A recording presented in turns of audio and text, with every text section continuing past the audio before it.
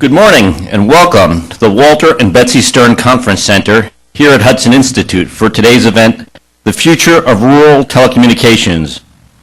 We're partnering with the Foundation for Rural Service and I'm delighted to welcome everyone here today. I'm Kenneth Weinstein. I'm President and CEO of Hudson Institute. In addition to welcoming our studio audience, I'd also like to welcome our viewers on C-SPAN and thank the good folks at C-SPAN for carrying today's event live. And I'd also like to welcome the viewers online on Ustream. Hudson Institute is a future-oriented international policy research organization designed to promote ideas that promote security, prosperity, and freedom. Ever since our founding in 1961, Hudson Institute has been focused in part on how technology comes to shape the future. And perhaps no area has been more transformative in the past half-century than information and communications technology. But the dispersion of these technologies has not always been equal throughout America, and today we will be addressing how the spread of these technologies had varied between urban and rural America. In particular, we will be unveiling a new study that my colleague Hans Kuttner has produced for the Foundation for Rural Service that indicates that there is clearly a broadband gap between urban and rural America. What that gap means for our economy will be a central question for us today, which is why we are in part calling this event an economic summit on the future of rural telecommunications. Our sequence today is as follows. First, Elizabeth Crocker, the Executive Director of the Foundation for Rural Service, will offer remarks. Then we will hear from Hudson visiting fellow Hans Kuttner, who will explain this paper that he has written. After Hans's presentation and an opportunity for questions and answers, I will be back up to moderate a panel discussion about the future of rural telecommunications, featuring a number of leading experts in the field, and we'll have an opportunity for questions and answers from the audience. Now, let me begin by introducing Elizabeth Crocker. Elizabeth Crocker is the Executive Director of the Foundation for Rural Service, the philanthropic arm of the National Telecommunications Cooperative Association. Elizabeth, in her role, oversees a wide variety of programs ranging from youth-based initiatives and education materials to consumer awareness and rural economic development.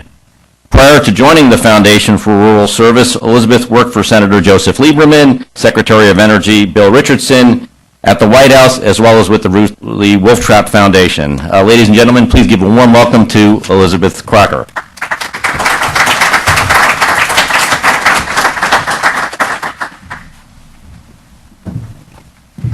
Thank you so much, Ken, and welcome everyone again. I was looking around the room earlier and thinking we have such a variety of folks here. It's really nice. We have people here from USDA, from OCRA, from the Farm Bureau, and it's really just very indicative of this issue because it touches so many different industry sectors. So it's really nice to have you all here. Thank you to everybody who's here in the room and to everybody who's watching on the web and on C-SPAN this morning. For those of you who don't know me or know the Foundation, we are a 501c3 nonprofit, and we're dedicated to improving lives in rural America. But we're also dedicated to making sure that all Americans have essential telecommunication services. Essential is the key word because that's really become a moving target over the past couple of years.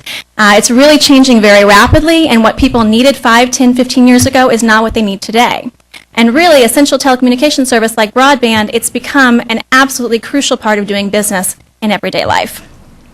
I personally think a lot of local telecommunications providers around the country do an amazing job of investing in broadband, but there's a lot of uncertainty out there about their future. So we're concerned about that. We feel like if those anchor institutions go away or can't grow or sustain networks, there is going to be an even broader gap. And so we came to Hudson and we said, you know, we really need quantifiable research on this topic. We need to know exactly what we're looking at and what the problems are and what the challenges are. There's a lot of great opportunities out there. And we actually did produce 2 papers this year. We had one on smart agriculture and the role of broadband, which our folks from the Farm Bureau helped us with a little bit. Thank you. And we had a paper on aging in place and the role of broadband. We'll be continuing that series and doing more with it because we think it's such an important issue.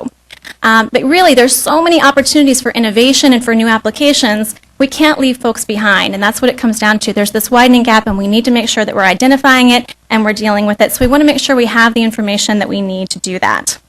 That being said, we approached Hudson with this a few months ago, and Hans has done a wonderful job. We're very excited to have him here presenting this study. Hans is actually a visiting fellow at Hudson Institute, and he is working on the Institute's Future of Innovation initiative. He was also a staff in the White House Office of Domestic Policy and a research associate at the University of Michigan's Economic Research Initiative on the Uninsured. So we're thrilled to have him here this morning. Thank you, Hans, and I will turn it over to you. Thank you, Elizabeth.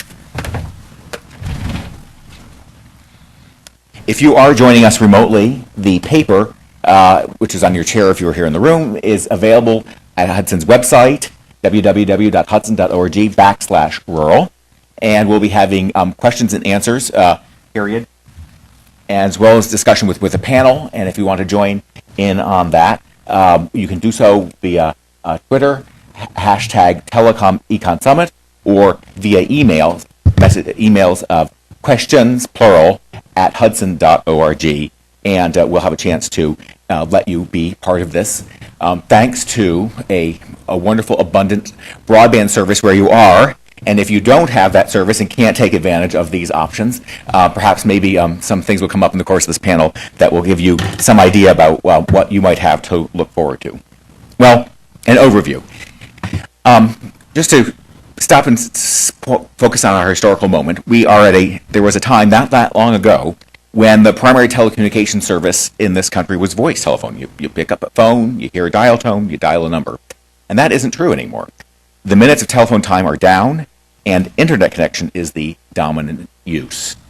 Back when dial tone was the focus of telecom, urban and rural areas were in parity. We had a long-standing commitment to universal telecommunication service, but with the internet, it was no longer one service level. Unlike voice, which delivered one level of service, the internet access is something that can come at multiple levels of service. Let me ask, who here ever used dial-up access to the internet? Okay, well, we're dating ourselves here because a lot of hands went up. It really isn't that long ago. It's probably, and as we'll hear in a bit, there's still some people for whom that's still the name of the game. But a series of technologies that come along pushed dial-up further back into our collective consciousnesses. And these new technologies have required different and more infrastructure. And in order for service to increase beyond dial tone, investments had to be made. And what do we see now? We see a pattern of larger investments have been made in urban areas than in rural areas. And the result was a opening of a urban-rural divide in the level of service. Let's get a sense of how much of the country that we're talking about when we talk about rural. There's a variety of ways of classifying areas into urban and rural, and we'll be seeing data over the course of this presentation for more than one of them. But in the first set of comparisons, in that about 4 in 5, 81% live are said to be in what's urban America, and 1 in 5 are in what we would say is rural America. So here's the first look at the broadband gap, where what we're looking at is the level of service, the minimum levels of service that are available in particular areas, where the upper line is going to tell us about what's available in urban areas, the lower line is what's available in rural areas, and the bar in between them defines the size of the gap. And in looking at this, the key idea is, you really got to squint if you really want to see that top line getting away from 100 rather, that in urban America, virtually everybody has download speeds of up to 10 megabits per second available to them. Get pretty far out there. And just to remind us again what this might mean. So I brought with me a DVD here, and can hold up to 4.7 gigabytes of data. If you wanted to download all the data from this, and you had dial-up service, you would be there for about 200 hours waiting for that process to unfold. If you were at 2 megabits per second, you'd be at 5.5 hours, and at 10, you'd be down to an hour and 6 minutes. That's what we're talking about as far as what do those numbers at the bottom relate to sort of another metric. And let's go in a little closer to sort of like drop to get our scale a little better so we can finally maybe see those urban areas getting away from 100%. Maybe you can perceive the gap between the urban areas being away from that. When we started at 1.5, we got urban America at 100%, rural America at 95.2%. That's 4 4.8 percentage point gap. That's sort of that's the number of people who are still waiting those 200 hours for their this amount of data to download to them, perhaps below that point. By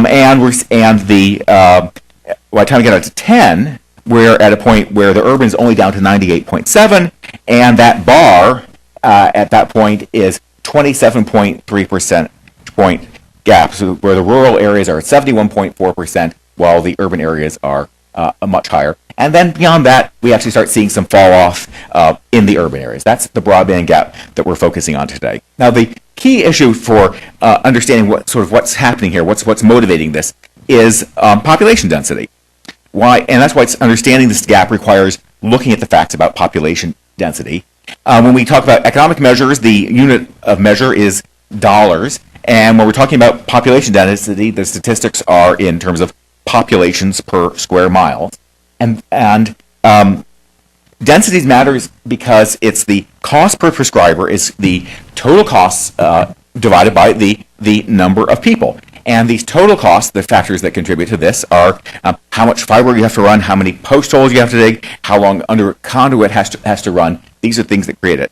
And these pictures give a sense of how different the conditions are in the United States. On the left, we have Manhattan, perhaps the densest in the country. On the right, Wyoming, which is in the lower 48, the lowest population density in the U.S. And so if America was Washington, D.C., New York City level of density, we wouldn't need to have this panel because the whole thing would be, everybody would be a very high level of density, and the cost of the infrastructure per customer would not show much variation. And it would be very different. We wouldn't need to have the panel. We wouldn't have to be talking about these things. But it's because America is both left and the right picture there that we have a broadband gap, and we find ourselves here today discussing this topic. Now, just to sort of help build some more intuition about this, here we have a comparison of the United States and showing how different we are from other large, populous, prosperous countries there, and why we have a challenge that maybe some other wealthy countries do not. In India, population density is almost 10 times that of the United States. That sort of maybe fits with some our sort of things we might have. By the way, in Europe, it's about 5 times that. And then there's the U.S. and about the only country you find that's lower, or one of the countries that's lower than less dense than us is Canada. But for the most part, the United States is at the low end of the density scale, and that's why, in some ways, we have a peculiarly American problem that we're talking about, a particularly American problem. And then we have faced a country with a lot of variation in the United States. The most dense states are New Jersey and Rhode Island, and at 1,200 people per square mile, New Jersey is even more dense than India. And we see the average there, the state that's closest to the average is Missouri. And those states that you can barely see the bar, that's not because the color of the image is not particularly good. It's simply because they're so low levels of density relative to those high density states. So when we try to sort of see them all in one scale, South Dakota is 10.9 people per square mile, or Wyoming's 5.9% people per square mile. Just can't be seen. That's the level of difference that we have in the U.S. And then finally, something to talk about from the population perspective too is population loss, because one thing that's going on here is you're thinking about, okay, I'm going to invest in something in that, and your investment decisions are going to be motivated in part by expectations about the future. And if you think there are going to be fewer households in the area that you might be serving in the future than today, that's another thing that's going to make you maybe think twice about whether you're going to make an investment today. Well, let's put some facts about the economy together with the facts about population density, and let's look at how economic activity varies with population density. So what we see here is a comparison across 3 levels of population density, urban and then rural, seen in 2 ways. One is the more dense rural areas where population is above 25 people per square mile, and in areas where population is below that threshold. And that helps sort of dividing out the rural, helps sort of get that pattern going. It makes the pattern more visible. We're starting here on the left, services. Service sector is the largest area for employment across geography of our economy. It's a very diverse sector. It ranges from law offices to corner diners. But the importance of this sector, relatively speaking, is going down as the population density is going down. Now, selling, which is wholesale and retail sales, that is more closer to being proportional population. You need the same amount of grocery store workers and sellers and things like that, independent of the density of the population. Manufacturing has a different pattern of it. It's not going one way or the other. It's relatively most important in the relatively higher density rural areas. So think small town America.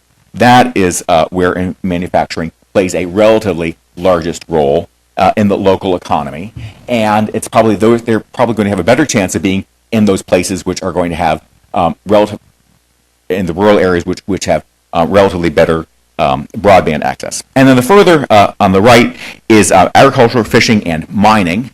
Larry, who will be up here with us in a bit, reminded me that mining includes a bunch of energy extraction kind of things, and that follows also the pattern of rural America has kind of a monopoly on these activities. And so if you're going to be engaging in an extractive sector, like oil production, like running a wind farm, and your idea of how you're going to conduct your business process most efficiently involves telecommunications, that is getting information back and forth between the blades, getting the information out there to change the blades of the windmill to take advantage because the winds are about to change, or because you know from sensing devices that there's about to be a change and you want to be optimally prepared for that.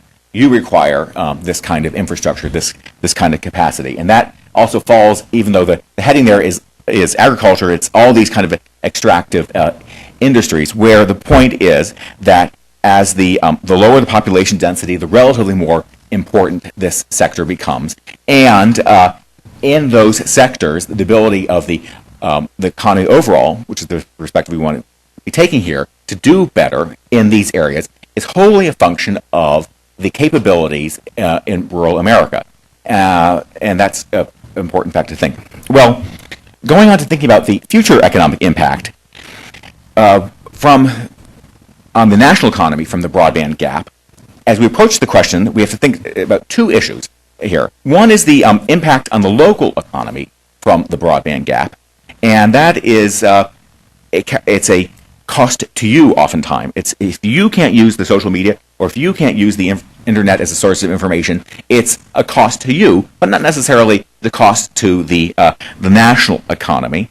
But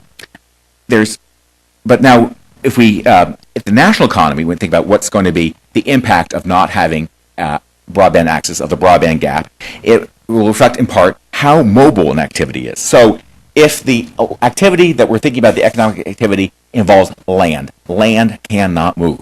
And so things that involve agriculture, the extractive industries, they are wholly dependent upon upon rural America.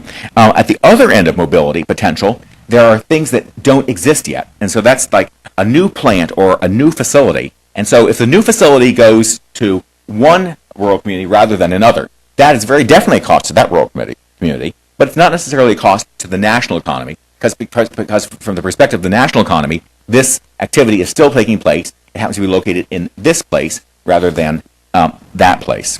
Well, let's start off with costs to people before we go on to businesses. And again, back to the broadband gap, this notion of recalling that what's the impact on people going to be? People are fixed in those, are relatively in the short term, fixed in these locations. So if you live in a place where you're not able to get it, then that's a cost to you. Versus if you're thinking about the business kind of thing, you can go for one of the, even there's half the population lives in rural areas, which does have 25 megabit per second higher service. So you're not constrained to being particularly, you could still be rural and still get this service, versus if you're in the household, you think about the impact on households, you are where you are, and in that you feel that impact. So for people or consumers, the emphasis is usually on present uses of the internet, thinking about, can't access social media because that's a current important use. But when we think about the economic impacts, we need to be thinking about future uses. And that's why I would hold that one of the highest potential impact is going to come from the education side. While the current emphasis is on K-12 schooling and such uses as bringing classes to rural schools that would otherwise be too small to offer a particular course. Thinking about, for example, the examples of things, the school district that's too small to have an advanced placement calculus class because they only have 5 kids this year who want to take that class. Contrast that on a going forward basis, though, the largest opportunity is in post-secondary education. And while the gap between urban and rural areas in high school completion has closed, it's widened in post-secondary education. While in 1990 we had 9.5 percentage point gap between urban and rural areas, by 2009 we were up to 12.6% percentage gap in terms of the college graduates in urban and rural areas. And this has substantial economic impacts. A little back of the envelope pulling outing says that you take those sort of the gains per the people who have in the college-educated job versus high school-educated job. Every percentage point that we go in closing that gap between urban and rural areas is, on the lifetime basis, equal to about $625 billion, which is says this is why, in my thinking about the ranking of it, why education floats to the top of the list in terms of the economic impacts on households. That whether if you can think about ways in which broadband differentials lead to different levels of educational attainment, you quickly see that as being the most economically important area. So those who live outside urban areas have an interest in seeing that kind of a gap close because higher incomes lead to higher tax revenues, and so that's an impact which is felt well beyond the households which are living in rural areas.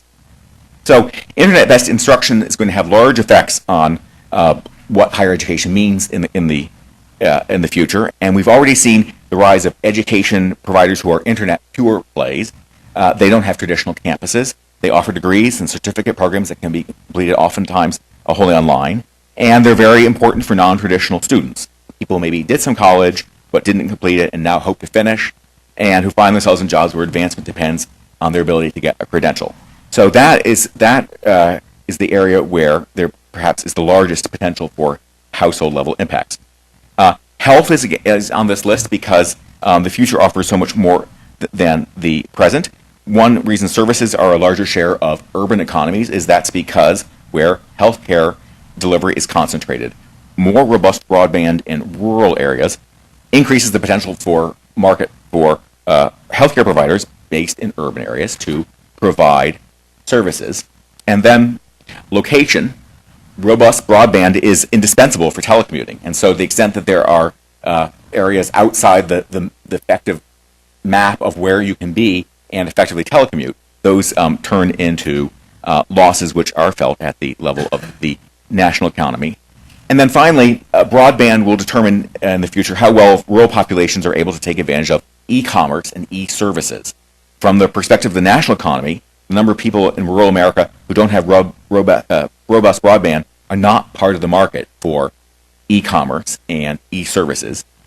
So you can think of bringing broadband into some of these areas is economically a lot like signing a free trade agreement and taking down a trade barrier, bringing these areas which have not been in the market for those services into them. On the business side, we need to begin with the idea of information and communications technology, how they are linked together as one industry. That information gets created and it gets manipulated, and oftentimes in that process, there has to be the data has to move from point A to point B, and that is the role of telecommunications and information and communications technology. For example, supply chain systems often start with data from store scanners, then it's coming into a central data warehouse, and then it has to be used. The communications technology has to move the data out to a decision maker who might be a buyer or electronically feeding back to a supplier to some way implement that decision. The economic impact in all this comes about when broadband is the limiting factor, when the information technology can accomplish what it needs to, but it's being held back by the availability of the data moving around. And we are in the midst of rapid innovation in these technologies, driven by changes in relative prices. There's been a drop in computing costs over the last 30 years.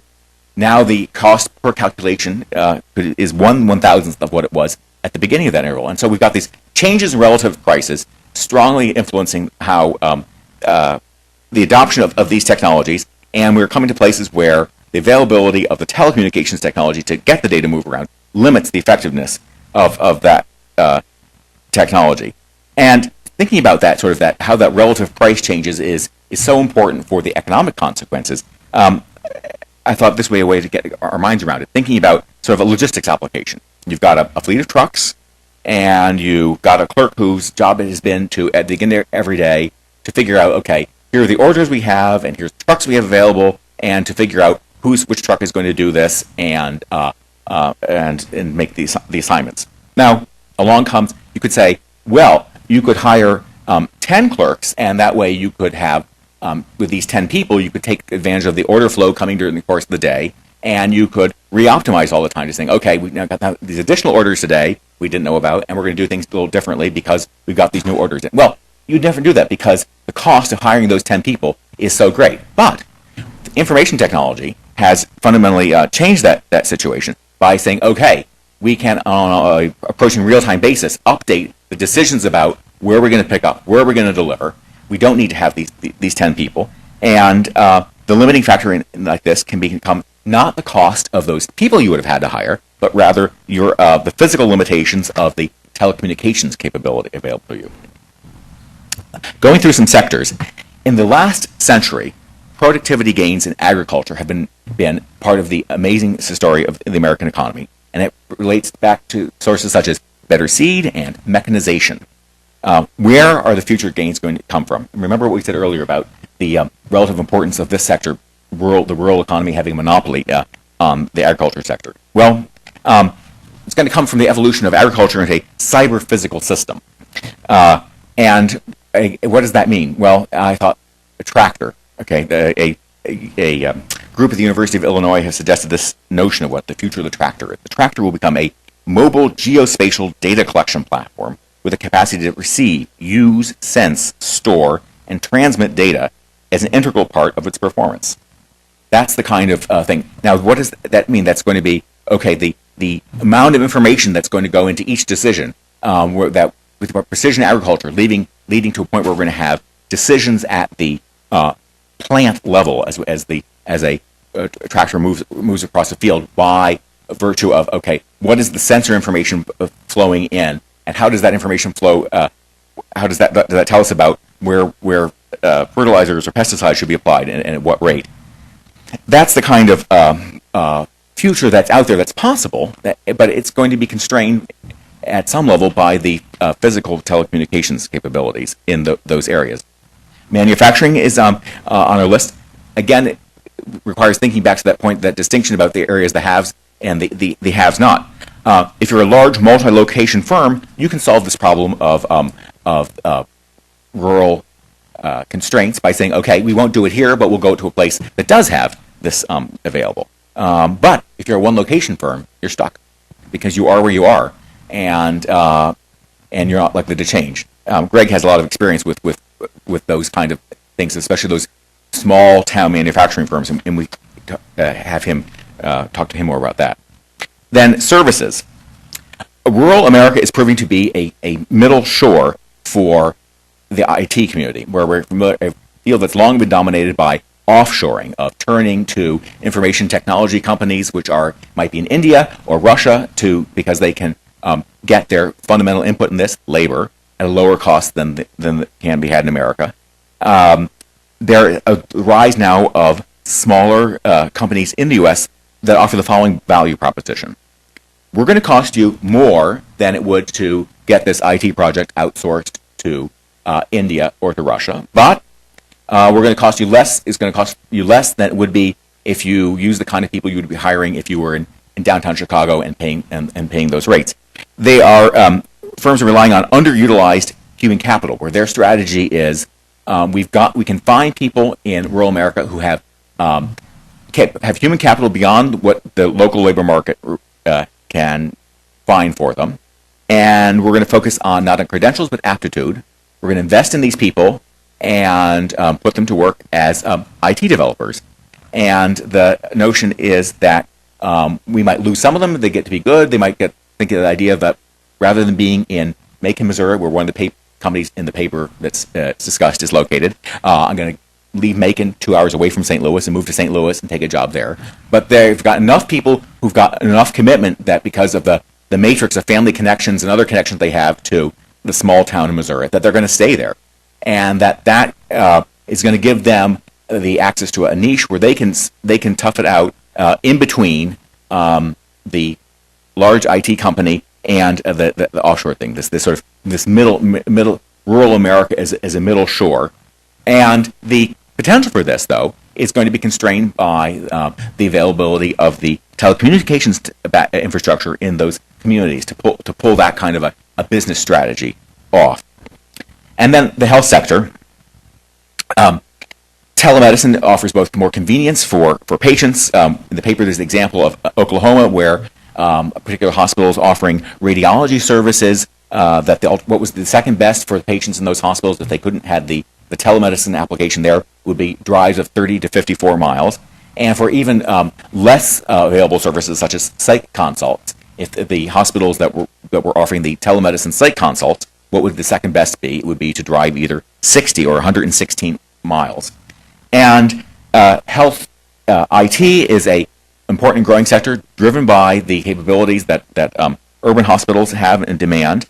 And in looking at 44 hospitals in rural Oklahoma, 13 have reported that the speed that they have available to them was below what we would call a broadband threshold, which would in the future call into the question the viability of these hospitals as institutions if the expectations of what does it mean to be a hospital means that you have the ability to get records moved at certain speeds and the volume of data that's going to be moving around in the healthcare system. Well, to sum up, we do have a broadband gap between urban and rural America, and because telecom technologies are advancing, this gap will grow. The gap means that the national economy loses out on opportunities. It's the opportunities like for selling goods and services. It's the ability to break down those barriers and to expand the American economy into those areas. It's the opportunity for workers to gain skill.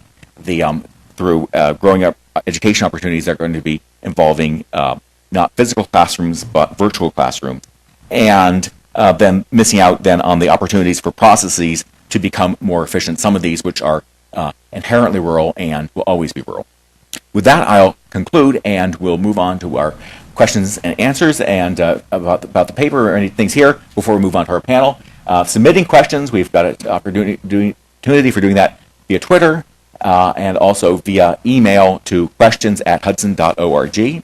And we have, though, our very clever and impatient audience here, which I'm sure is sitting on some questions, but I'll ask you to wait for the microphone to get to you before starting off with your question. So anyone here want to start? In the back, there's a question. If you could pull up the slide of the delta between the urban and rural. I'm wondering if you have looked, or how different that slide would be if you took out all the small towns. So let's say town 1,000 or above.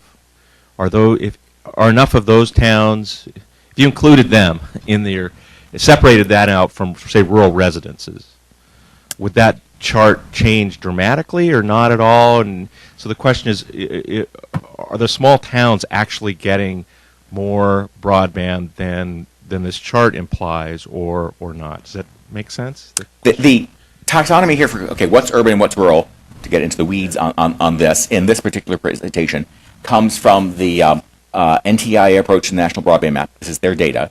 And their taxonomy for urban and rural, for what you're used to is, we're going to say counties. At the county level, we're going to say county is urban, county is rural, county is part of a metropolitan area, it's not part of a metropolitan area. That's not this approach. This approach is to look at urbanized areas where the population threshold of those areas is going to be 2,500 people or more.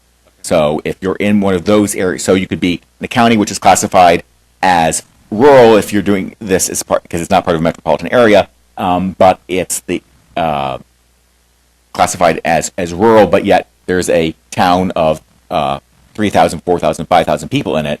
then for this purposes, for purpose of this classification, those towns are going to be called urban. And so we're looking at those areas which are the rural, and this is those population areas of where there's not a town of 2,500 there in the census block, which brings another complication, but we'll stop there because we don't want to get below the weeds, stick to the weeds. Other questions? Over on this side?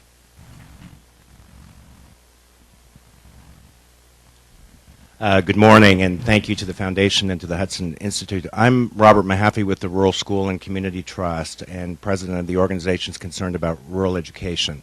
Our nation has moved rapidly towards adopting the Common Core standards across the country. Assessments are being developed for those standards now, and by 2014, the assessments for children across the nation are going to be delivered online. Our concern for rural schools is how they're going to be able to access those assessments. In your study, did you look at any trends moving forward? We're 2 years away from that, and I'm wondering if there's going to be some improvement to access in these hard-to-serve rural places. That's what our next panel is going to do. So anybody who's thinking of leaving, don't, because it's the technology in the future. The technology will be focused on the panel that's going to come after this.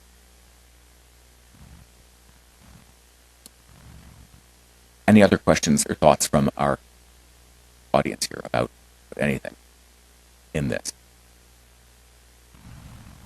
It could be the case that, yes?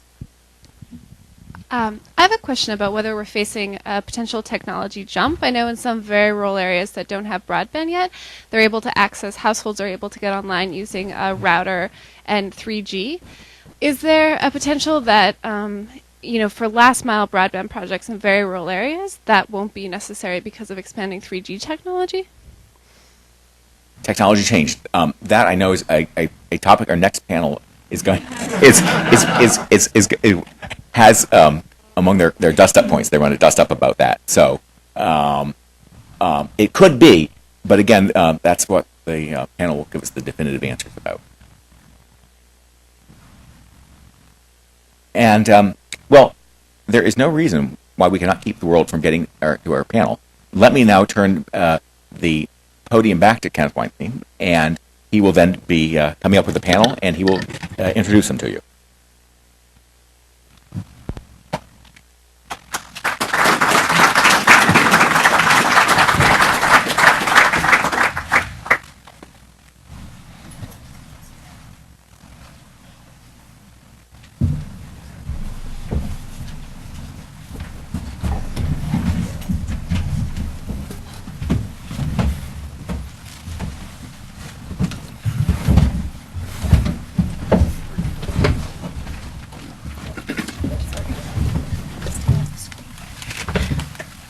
Thank you, Hans, for that fascinating presentation. If you're interested in looking at the paper, again, it's available at www.hudson.org for now, and I'm sure will be available at frs.org shortly. We have with us this morning three of the most knowledgeable people in the field of rural telecommunications up here as well. Again, with us to discuss this issue in a broader capacity as well. Obviously, as Elizabeth Crocker, whom you met earlier, we'll begin first with Larry Thompson, and I will introduce each of the panelists in turn. Larry Thompson is the CEO of Vantage Point Solutions, a Mitchell, South Dakota company that is one of the leading engineering and consulting firms to the rural telecommunications industry. Larry is an electrical and computer engineer by training, but he has had more than a quarter-century experience in helping rural telecommunications companies be successful in a rapidly changing technical and regulatory environment. So look forward to hearing from Larry.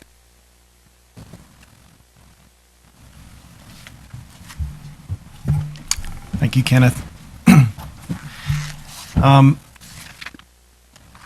Just to give you a little bit of a background, we do work engineering and consulting, both wireless and wireline, for about 25% or so of the small telephone companies. So we've got a lot of experience in the rural area when it comes to broadband. A lot of our businesses involves, giving broadband to these rural communities.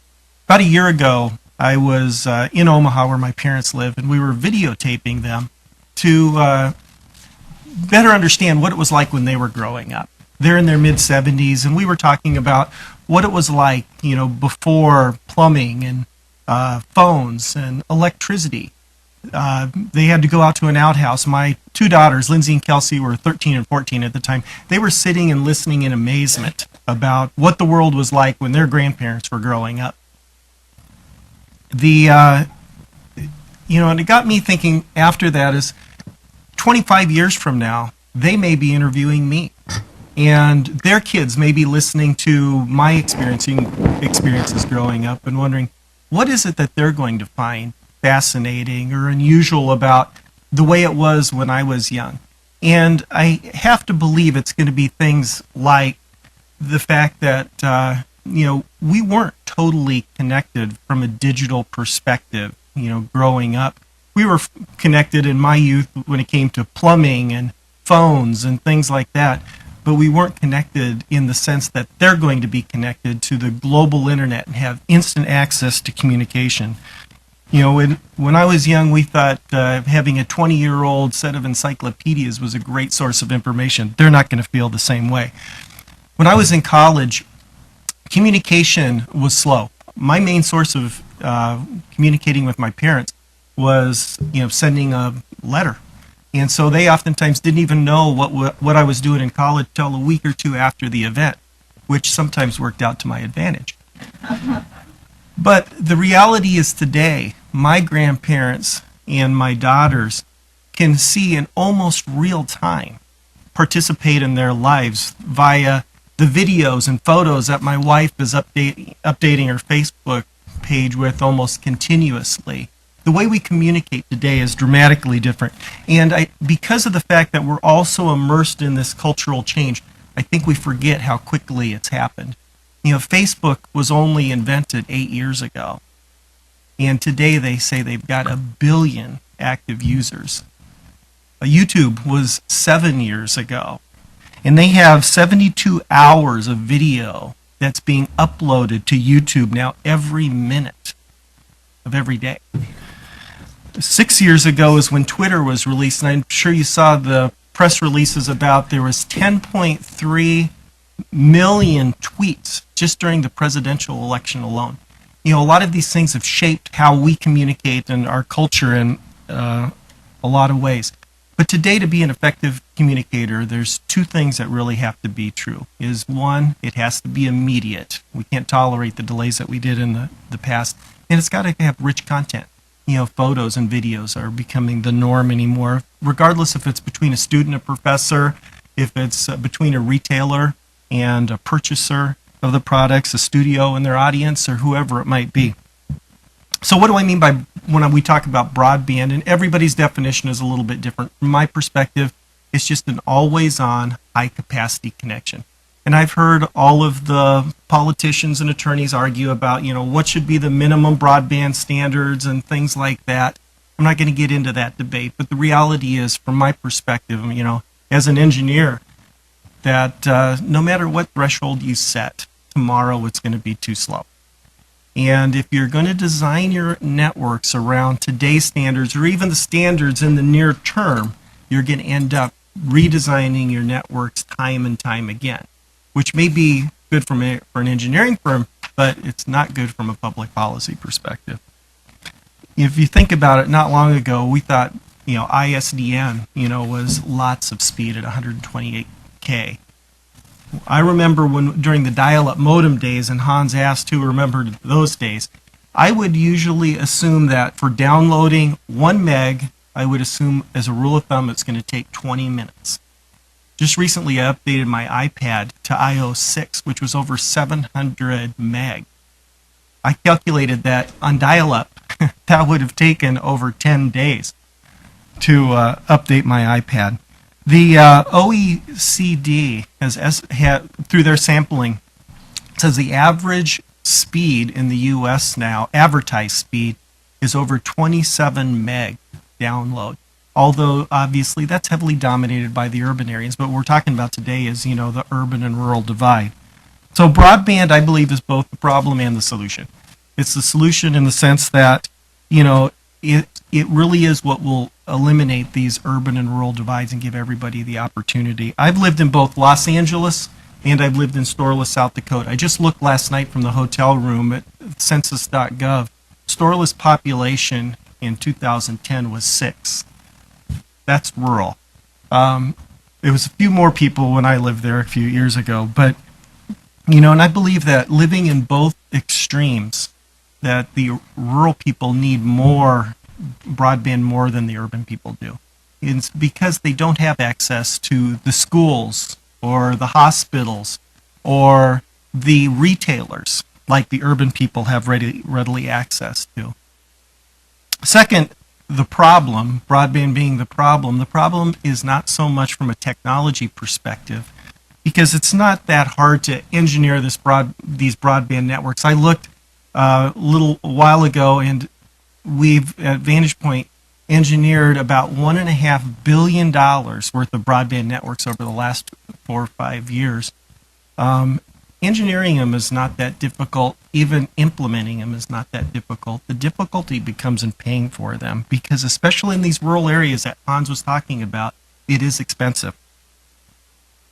If you look at a lot of these small telephone companies that serve these rural areas, although they've been pretty good about deploying fiber into their network, they still have a lot of copper. That is 30 or 40 years old. The last time a lot of these companies had these major upgrades was when they went from multi-party lines to single-party lines, and that's about when it occurred. So a lot of these loops are very long. Most of them rely on DSL technologies that have limited distance. Copper cable is like a leaky hose. The farther you go, the less pressure you have and the less broadband speeds that you can offer at those distances. So if you look at, when I was driving to the hotel last night, looking at Washington, D.C. here, some of those apartments I was seeing, I'm sure house more people than a lot of our clients have customers. It's fairly inexpensive to serve those kinds of environments. It's very expensive, like Hans said, to be able to go out for miles to be able to serve some customers. We've got a client in rural Montana. Their one exchange was 2,200 square miles, and they averaged 0.17 subscribers per square mile. That's rural. The largest driver of cost truly is density, and we have very low density in the U.S. here. So what's the solution? If you look back, and Hans alluded to this as well, but, we had a public policy back in 1934 to get voice to every citizen in the United States, and we were extremely successful. We have well over 90% voice penetration in the U.S. In 1996, the Telecom Act reinforced that by saying even advanced services that we deserved, everybody in the United States deserved access to these advanced services, regardless if you're urban or rural. In 1934, when they did that, the task was daunting. When you look at our vast areas, and I think they had the commitment to be able to do it, and I think today the public commitment has to be comparable. And maybe the stakes are even higher, in the sense that I think broadband has the ability to pull people together more than the interstate system even did. So the solution, I think, is relatively simple. I think we need to change our public policy from focusing on voice to focusing on broadband, and move our support for voice to broadband accordingly. And I think the levels of support have to be comparable, because there's no way that rural consumer can afford the cost of that line. There's got to be a support mechanism in place, just like there's been in the past for voice. So if we moved it to broadband, which clearly is the communication of the future, and had comparable levels of support, I think we would be able to see broadband deployed in these rural areas. Unfortunately, the opposite is happening. Because of the fact that support is tied to voice, we've been seeing a decline in that over the years. And recently, with the FCC order, that decline in support has been exacerbated rather than helped. So declining voice shouldn't mean declining support. I think in the next few years, unless something changes, I think what we're going to see is probably a shifting of costs, to the rural consumers, the people that probably can't afford it in the first place, but are in the most dire need of it. and a slowing of the rural broadband deployment. Most of the rural consumers in that environment wouldn't be able to participate in the new economy. And I think a lot of the benefits discussed by Hans, the rural consumers would never be able to participate in, and the urban and rural divide will be widening. I look forward to your questions. Thank you. Thank you, Larry. And we'll have time for questions once we get the panel fully underway. Our next speaker, and I'm going to ask him to speak from the podium here, is Greg Laudeman. Greg Laudeman is well known as an analyst and a commentator on rural connectivity. He is the past president and a board member of the Rural Telecommunications Congress. He also is the former executive director of the Technology Cluster Initiative at Georgia Tech's Enterprise Innovation Institute.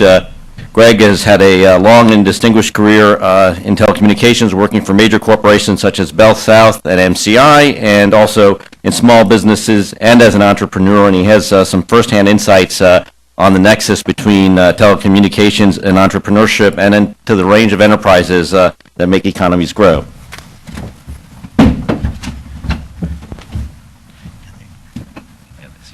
So first of all, I'd just like to say thank you to Elizabeth and to Ken, and especially to Hans for inviting me to come and share some of my insights after a decade of sojourning around Georgia, working with rural leaders to help them understand broadband and telecommunications. It's really great to come and share with you because I have a great deal of respect for these folks. And so when I talk about rural telecommunications, I don't approach it, although I'm a technology person from a technology standpoint, I approach it from a personal standpoint because these folks out there, they need the technology. They have so much they can do if they understand it. And I want to focus on what I think are key issues.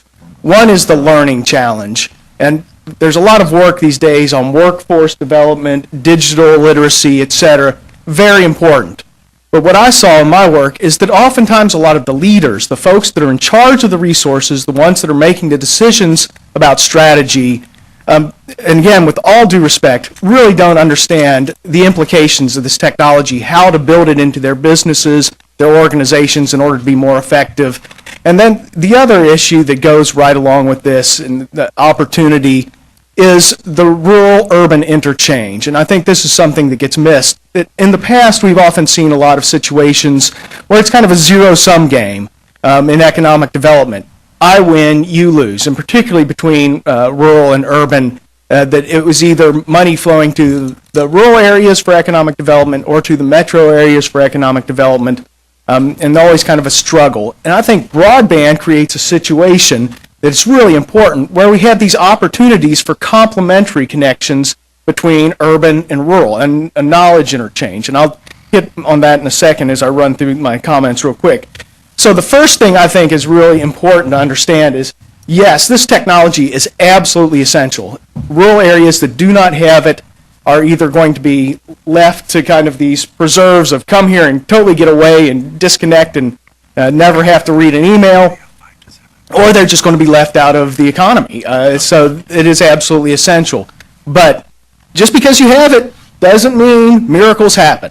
I've had a number of folks tell me, one economic development person in rural Georgia said, well, broadband just equals economic development, doesn't it? It's like, no, just because you have the technology doesn't mean that you're going to have wonderful things happen. You have to use it. It is not something that someone builds for someone else to do something else. You really have to think about it in terms of what are you going to do with it. So in city council in one community said, oh, well, we want to have Wi-Fi in our downtown area. We don't really know what Wi-Fi is, but we think we need it. I said, well, what are you personally going to do with it? And they kind of looked at me and scratched their head and say, well, I don't know, Well, if you can't personally say what you're going to do with it, then you need to rethink your investment strategy. The other thing that's really important to think about with broadband, and this is, again, something I think we often miss in the policy discussions, is that it doesn't do anything by itself. It is very important to have complementary investments in hardware, in software, in support and training. I worked with a number of rural communities. There was an importer in Lincolnton, Georgia, that was based in England. And they said, well, we've got this whole Red Hat Unix system here, and we've got now a international connection that's connecting to our facilities in England, but we can't find anybody that knows Red Hat Unix. So we can't get support. When our system goes down, we're paying $160 an hour for somebody to drive out, 4 hours from Atlanta to give us support. So there is this huge issue with complementary investments, particularly in human capital. So, know we are kind of tight on time here, so I'd really just want to focus my comments on what I think are some of the policy implications here and what we should be doing to address some of these issues. And I think really the key here are two players that, kind of sitting on the sidelines in this debate, involved somewhat in it, but I think really have to be actively engaged. And the first is the technology industry. So I'm differentiating here between telecommunications companies and technology companies. There's a few important differentiators here, and again, with all due respect for my colleagues in telecommunications, telecommunications is largely disinvested in research and development. The technology companies are hugely invested in it, and they're in constant learning mode. So I think one of the big issues is how do we engage local leaders in learning? The technology companies really have to get engaged with this, and the way to do it is to point out that they are all about reaching into mid-markets. Rural communities are mid-markets. You need to be engaged with local leaders at the rural level to help them understand what this technology is, how to use it. It's agriculture, it's services, it's manufacturing. It's got to get down into the organization and really economically transform the way they operate.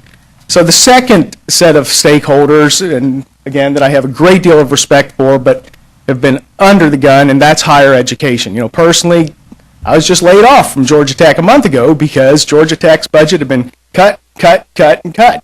And where Georgia Tech has this huge commitment, the Rambling Wrecks are all about getting out there and out into rural areas and helping people solve technology problems. It just was not, economically feasible. But that said, universities, particularly public universities, and especially ones like Georgia Tech and the land-grant universities that have outreach as a mission, they have a public service commitment to be out there helping solve these problems. And personally, I think there's a beautiful opportunity for collaboration, not only with telecommunications and local leaders, but the technology companies and universities to work together to get out there and really create a learning environment, create community classrooms and laboratories where we're learning about this technology and how we gain competitive advantage from it. And, I'm maybe a bit of a free marketeer here, but I believe that if you gain that knowledge, you're going to create the demand, and that's going to pull the technology down into the rural areas much more efficiently than if you're just pushing it and taking this kind of build it and they will come strategy. So, kind of my comments for this morning. Looking forward to your questions. Thank you, Greg. You and Larry have really set the stage with some very good presentations looking into the deeper implications of the broadband gap and what needs to be done to move forward. Our next speaker is my colleague Harold Furchtgott-Roth, who's a senior fellow here at Hudson Institute and director of the Center on the Economics of the Internet. From 1997 until 2001, Harold Furchtgott-Roth served as a commissioner of the Federal Communications Commission, and in that capacity, he served on the Joint Board on Universal Service, which was the subject of some discussion earlier in Larry's comments on the need for possibly changing the kinds of subsidies for universal service that are given out. Harold is one of the few economists to have served as a federal regulatory commissioner, and he's the only one to have served on the FCC. Prior to his appointment to the FCC, he was chief economist for the House Committee on Commerce, and he was a principal staff member responsible in part for work on the Telecommunications Act of 1996. Special pleasure to introduce Harold. Thank you. You want me to go up there? All right. I'm going to challenge my reading ability, I guess.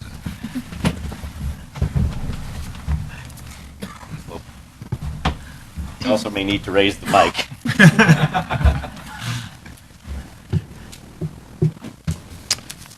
Thank you, Ken, and thank you, Hans, for a wonderful paper. I learned a lot. I'm sure everyone will. and it highlights this growing divide between urban and rural America with respect to broadband. And you touch on a lot of the implications for specific sectors of the economy. In your presentation, Hans, you mentioned something that I found quite intriguing that I also have focused on, which is you called the challenge of low density in America. You called it an American problem, and it's reflective of the economic history of the United States. For the past 5 centuries, the economic history of America can be summarized as what do you do with a large economy that has enormous natural resources, enormous energy, but a great shortage of capital and a great shortage of labor. Throughout our history, the United States has been typically an exporter of natural resources and energy and an importer of labor and capital. That's true today. Just this morning, there was the announcement of SoftBank making a $20 billion investment in Sprint.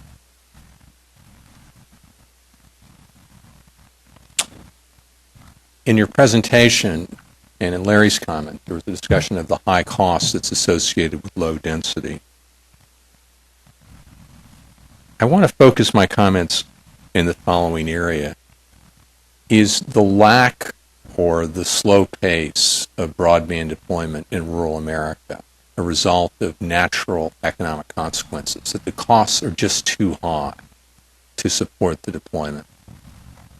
Or an alternative hypothesis that in some instances, not in all, but in some, in fact, it could be government action is standing in the way of the natural economic forces that would lead to greater deployment.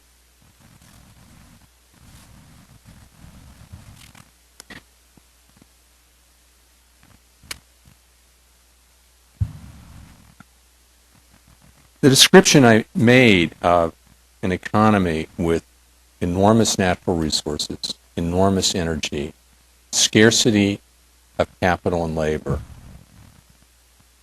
an abundance of land, but yet great challenges of distance. If that sounds like rural America, it is.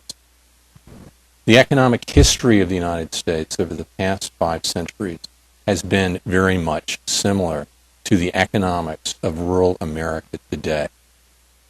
And what has happened is that the United States has been one of the great success stories of economic development over the past 5 centuries. And it's worked best when individuals and private companies have been able to understand what the prices in the market are and to react to them. It hasn't worked so well when the government intervenes and regulates activity or places taxes that create wedges between the real prices and the prices that consumers and businesses face. We don't have to look any further to understand this than to look to 250 years ago, to the late 18th century, to the American colonies, and what happened between 1767 or 1770 and 1775. A distant government based in London imposed a series of taxes and a series of regulations on commerce in the United States. The purpose of the British government was not to punish the American colony. It was not to harm rural America. But the unintended consequences of these actions by a distant government on individuals throughout the American colonies was quite profound. And it led eventually to the American Revolution. There were great ideas by great leaders in those times about self-government, about the proper way to structure an economy. But the catalyst, what ultimately led people to go in that direction, to sever the ties that were very important to them, was in fact this interruption of fundamental economic signals in the market by a very distant government that had a profound effect on a purely rural economy. in the colony. Today, the situation is eerily similar. Washington creates regulations whose costs are disproportionately borne in rural America.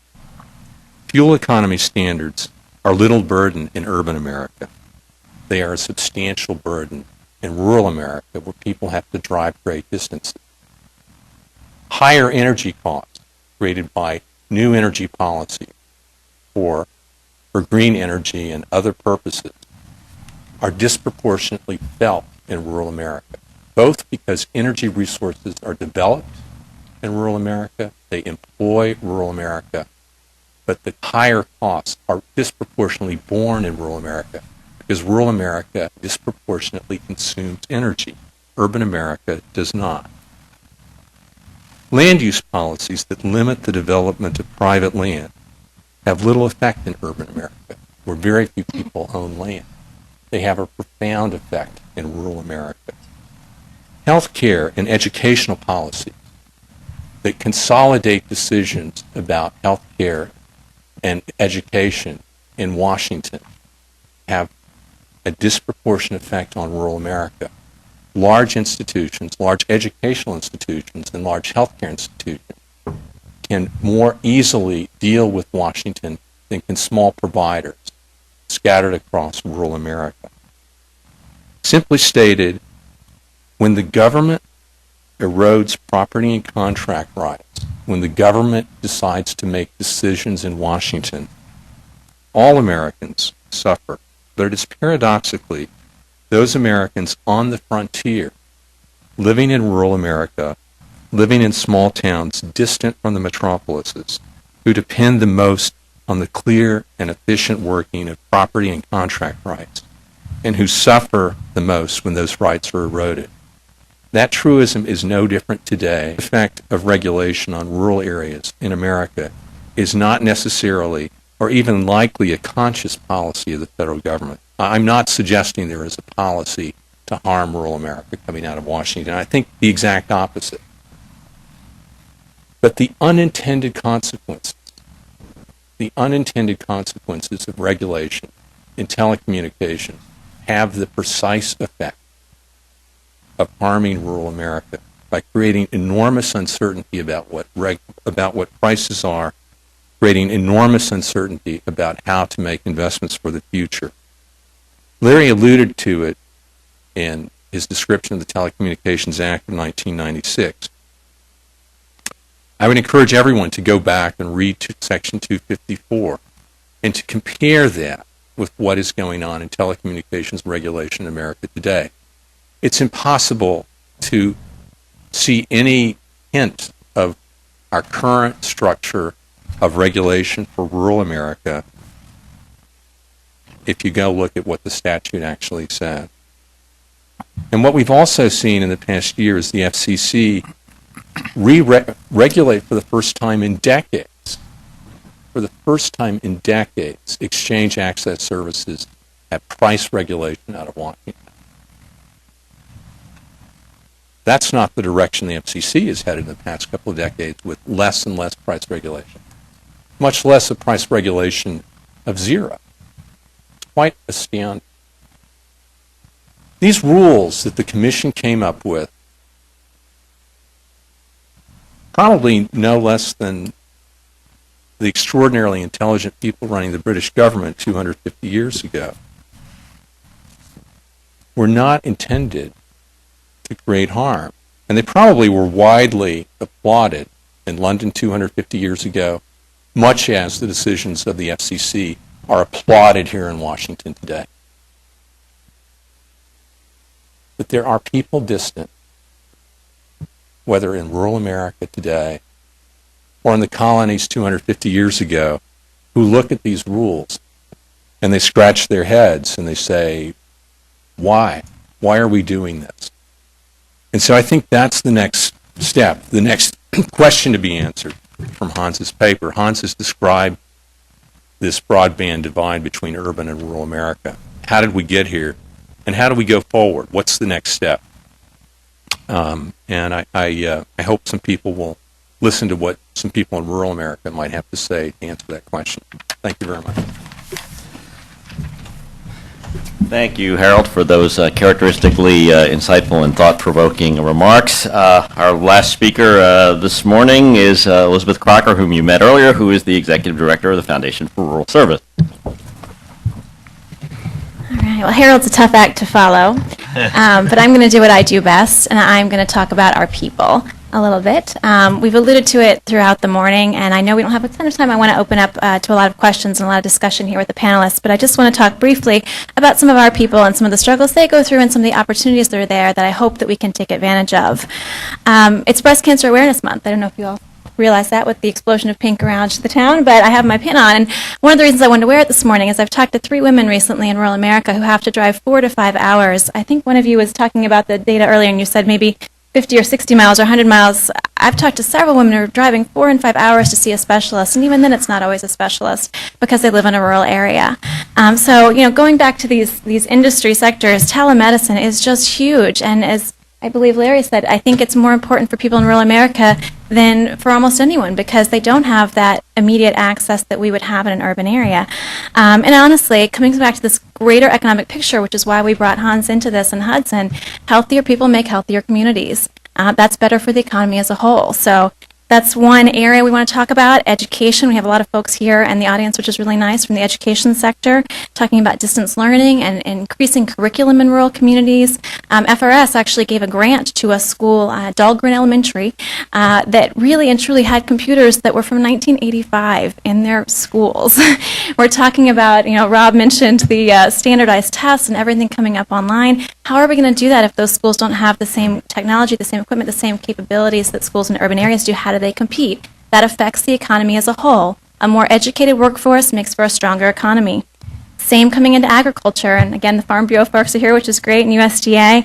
It's really about all those applications that can make our farms in the United States more efficient and more productive. Everything from looking at, cattle online and being able to buy them, to, setting remote monitoring systems for fields, whatever it may be to make those farms more efficient, and again, better economic output for the United States. I have to quote one of my absolute favorite rural proponents today, Senator Byron Dorgan, who has said recently, America does not move forward by leaving people behind. And I just think that's such an important point here that we really need to make with this discussion. We can't move forward as a country. We can't be innovative. We can't, keep moving forward if we don't have that technology built out. And as Larry and I have talked about a lot, it's not just about building the networks. It's about growing them and sustaining them, and working over time to make sure they're where they need to be because it's a moving target. So, we have a lot of issues to discuss here, and I want to give all the panelists a chance to really get into it. I definitely want to leave it to the technology and policy experts up here to answer a lot of your questions. But let's continue here with the panel, and hopefully you all can join us and ask some good questions to our group here.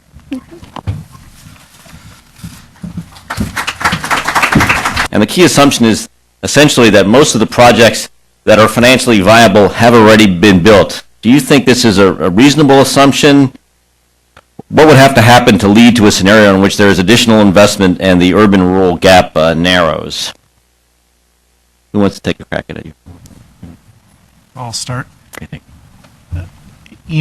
I would probably even take that one step farther and say without, do I need to push the button or anything, or is it No, okay? you're on. Okay. Without some sort of change in our policy, that it's not going to stay the same, but the urban-rural gap will likely widen.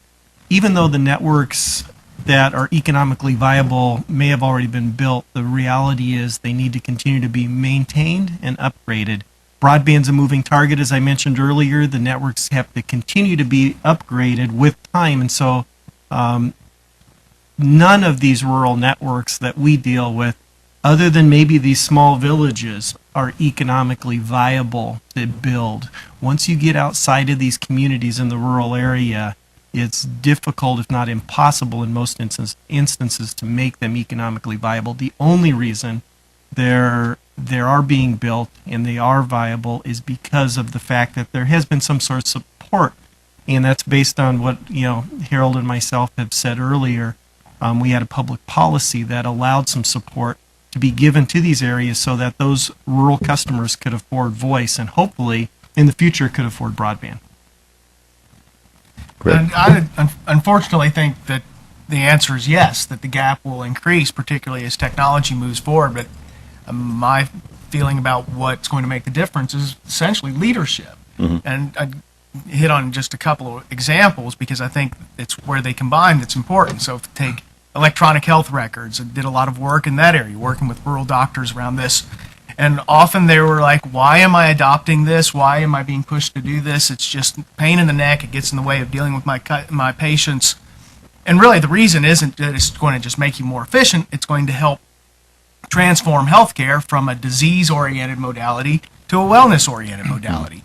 Or if we take education as another great example, there's these push for distance learning has been around, for 2 decades now, and Hans touched on this in his paper.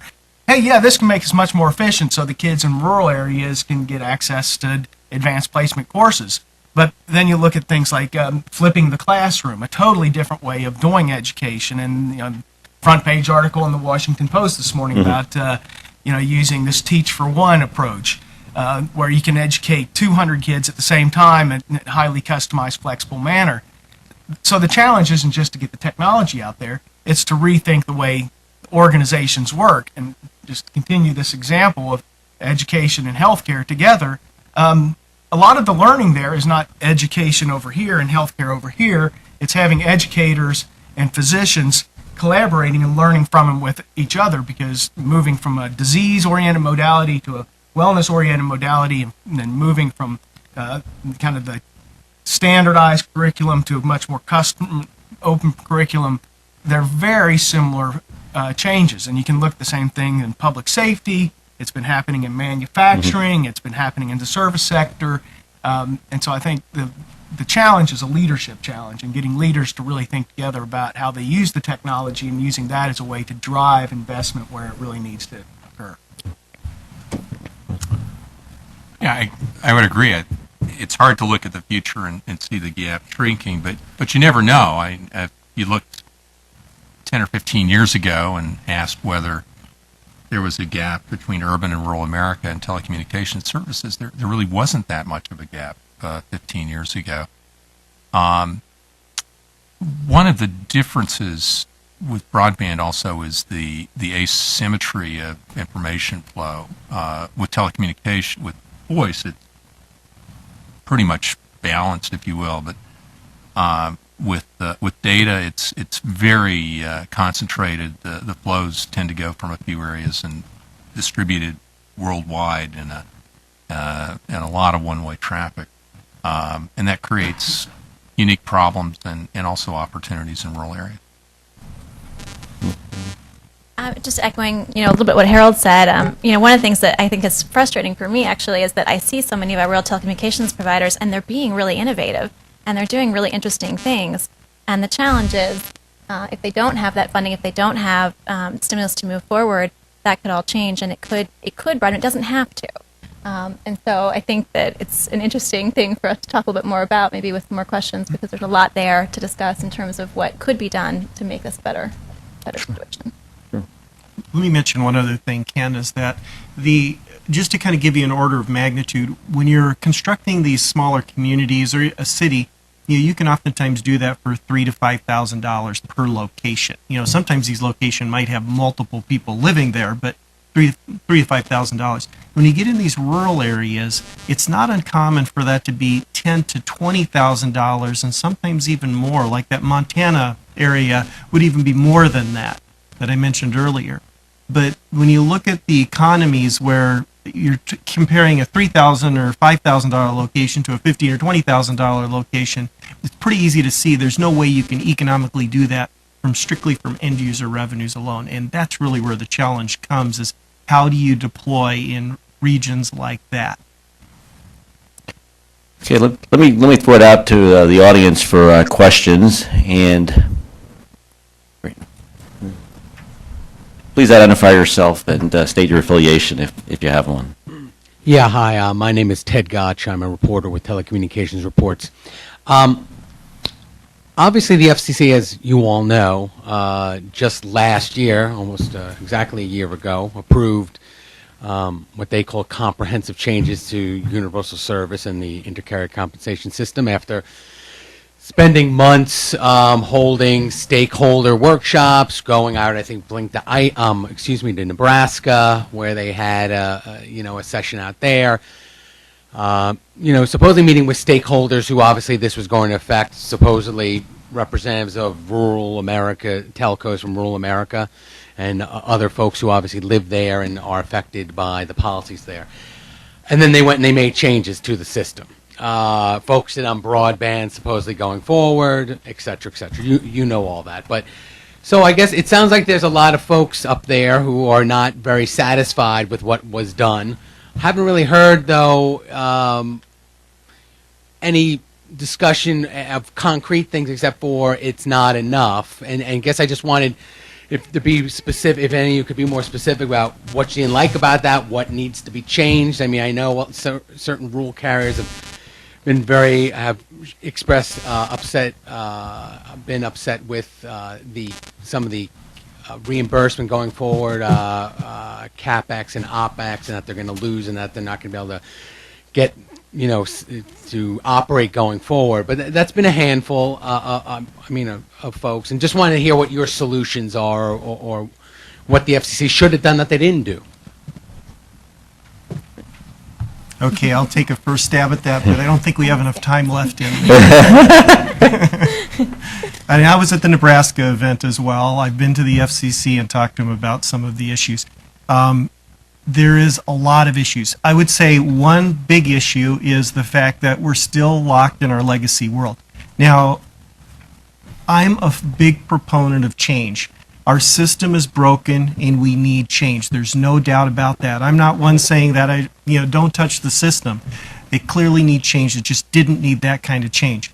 The FCC, if you look at it from the small telephone companies, these rate of return telephone companies versus the large telephone companies, I'm strictly focused on the smaller rate of return telephone companies, those 1,000 or so that serve the rural areas that we're talking about today. But the reality is that the order still keeps them in a voice-centric world. Earlier I mentioned we need to make that migration to a broadband world, and that the support that they receive has to be comparable to what they've received historically. Neither one of those are true with the order. The FCC had directed us to provide them with the plan because their plan was going to be worse. We provided them with the plan. It was largely ignored. And you're right. The stakeholders were involved in the process, but I think were largely ignored. Harold.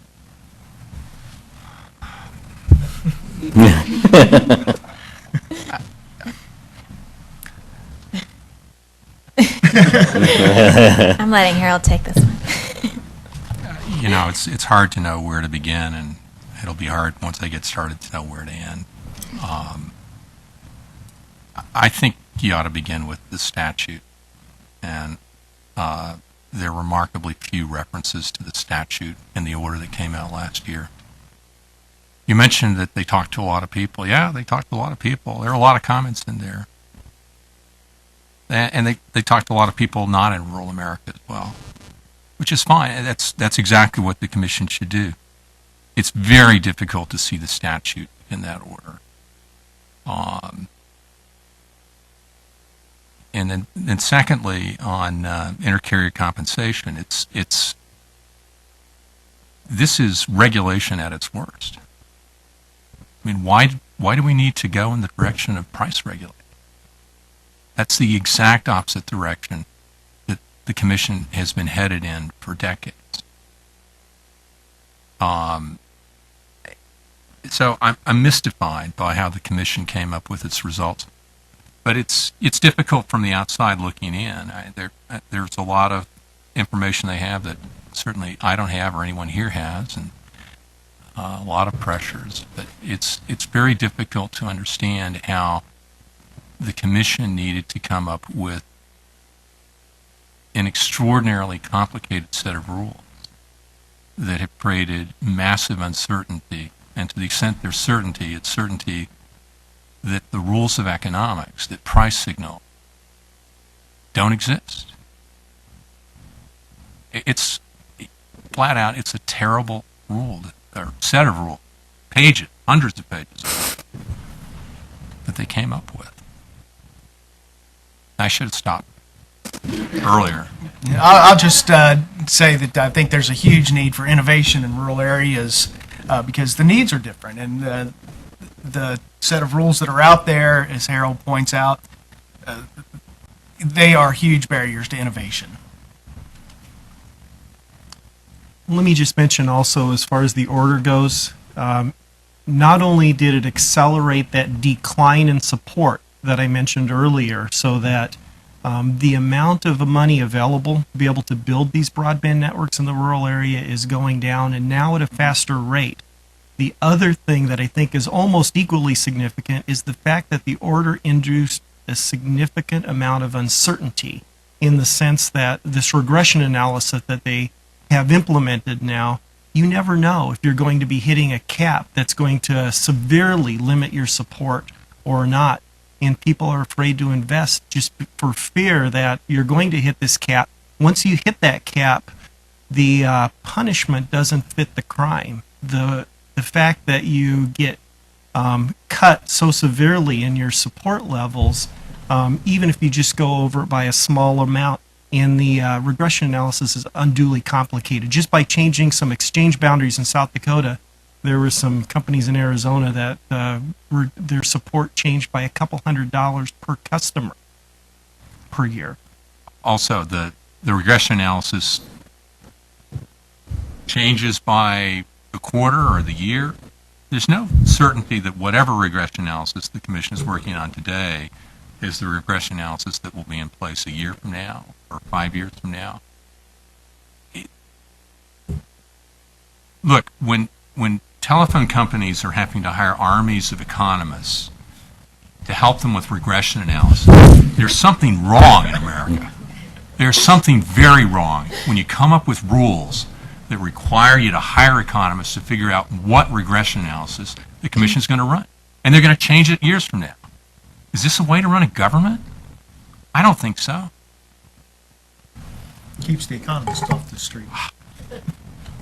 Obviously, Harold and I could go on all morning on this subject, but one last thing I do want to mention is because of this uncertainty and the loss of support, it's making it extremely difficult for these companies to go out and secure capital to invest, even if they wanted to. No lender, even including RUS, right now, seems to be willing to lend to these small companies because of the uncertainty that it's introduced into the system, because nobody's sure if they're going to be able to pay back their loan. Okay, let me ask if there are further questions. Yeah, in the back there. I'd like to ask my question again about household connectivity. I'm Tara Rice from Rural Development at the Department of Agriculture. Does it still make sense to put broadband or increase connectivity speeds out to every house in rural America, or are we at a time where we can do the same thing for cheaper by expanding 3G or 4G access and allowing folks to set up routers and access that in their households? Okay, so the question is, would it be better in instances to do 3G or 4G wireless rather than what I was talking about earlier, which is putting wired facilities out to all of these locations? There's a right tool for every job, and wireless is not the right tool to be able to provide fixed broadband services to homes and businesses. Advantage Point, like I mentioned earlier, we do wired and wireless engineering and do lots of it. So I'm not here to say one technology is better than another. I've long said that wireless and wireline technologies are not competitive, they're complementary technologies. They both serve their own purpose. I think it should be obvious when you look at the wireless carriers, the severe caps that they put on capacity limitations when you're using a wireless solution to get broadband. They always cap it at a 2 gig or 5 gig or 10 gig, depending upon how much you're willing to pay. But the reality is, broadband over a wireless network is a scarce commodity. Those airwaves that you buy from, that you get at your FCC auctions are very limited. There's only a certain amount of capacity that can go through. It's shared by everybody on that tower. and those towers still require a wireline network to be able to get to them. Long term, people are going to need a wireless device and a wireline access at their home if they want to enjoy the broadband of the future. Ultimately, I think the market can and will sort that out. We do see widespread 4G high broadband speeds for wireless services being deployed. All of that's great, and the market can and will accommodate that. How far that spreads into rural America is yet to be determined. But yeah, I think, as Larry is saying, there's a role for both, and they will continue to develop side by side, and the market forces should be able to sort out where those go. I just want to mention Larry actually did a wonderful paper for the foundation called Wireless Needs Wires a few years ago, and we can make that available to everyone who's here. It's actually a fantastic piece on this topic as well, so, and a great resource. We'll take the first question we've gotten via email. It's from Ron Hines, and his point is that universal service is not a budget item, and some say urban populations, urban people are, as he puts it, tired of supporting rural communities. Do you have a sense that rural communities are being targeted now, or is this just a false impression? You know, Ron brings up a great point, because I think oftentimes you look at these support mechanisms and people look at it as it's another tax or it's something that's going to add to the national debt, and that's just not the case. The funding is it's a self-funding support within the telecom industry. Right now, these rate of return carriers survive on about $3 billion they share per year. About $2 billion in high cost support and about $1 billion when it comes to access, which surrounds voice, which, as I mentioned earlier, is essentially going away with time. To put that in perspective, the two largest carriers in the U.S. Had free cash flow after operations of over $60 billion last year. So we're talking about $3 billion that's self-funded within the industry that go to help support these few rural customers that we've been talking about.